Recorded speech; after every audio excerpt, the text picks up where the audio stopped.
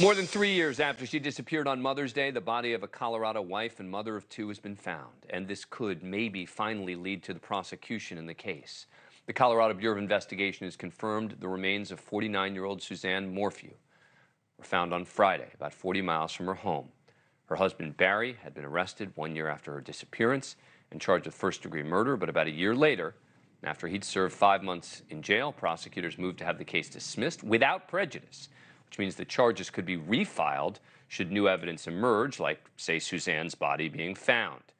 Barry has always maintained his innocence, but has even taken a step further, and he's actually filed a $15 million civil lawsuit against the local authorities, including the prosecutors who charged him. He did a recent interview with Ariel Reshef from ABC News, with the couple's two daughters by his side. Did you have anything to do with the disappearance of your wife? Absolutely not. It's very hurtful to lose your reputation and your integrity. That interview came after the charges against him were dropped, but before Suzanne's body was found, prosecutors decided to drop the charges after the judge presiding over the case barred prosecutors from using much of their key witnesses at trial, including experts in DNA and vehicle data and cell phone data analysts. It was a punishment for repeatedly failing to turn over evidence in the defendant's favor. They're wrong. They've got tunnel vision, and they looked at one person, and they've got too much pride to say they're wrong and look somewhere else. But I don't have anything to worry about. I've done nothing wrong.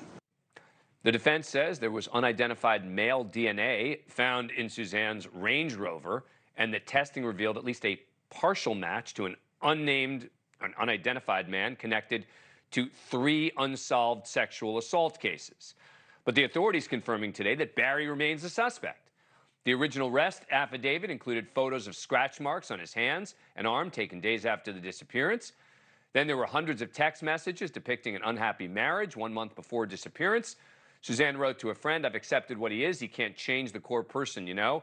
Makes me wonder what the young me was thinking. He thinks we're great, as long as he's getting what he wants."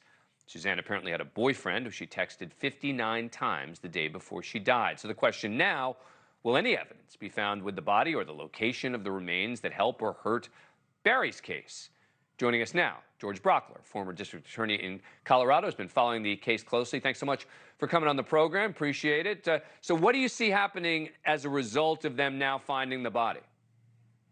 Listen, if it's me and I'm in charge of this, just based on some of the missteps that took place early on under the cover of haste, I think I slow things down and I probably grand jury this.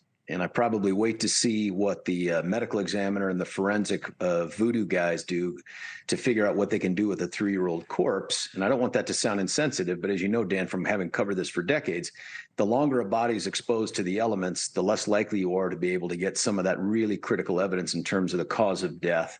I would probably put this in front of the grand jury and take my time. See, I think that the most important piece of evidence could end up being cell phone data if they're allowed to use it, right? Because where the body is found suddenly becomes incredibly important, putting aside any specific evidence found on or near the remains, right? That's true. One of the things, the tools that law enforcement uses is that they do tower dumps wherever that's available. This is a particularly rural area. This county, Saguache, which is right next to the county Chaffee in which Suzanne Morphew and Barry Morphew lived, is incredibly rural. It's 3 times the size of the county they lived in with 1/3 of the population. Even if there were cell phones, towers there, it's hard to imagine that data is still available 3 years later, but who knows? Thank you for watching. Go to newsnationnow.com to find NewsNation on your cable provider. And don't forget to click the red subscribe button below to get more of NewsNation's fact-driven, unbiased coverage.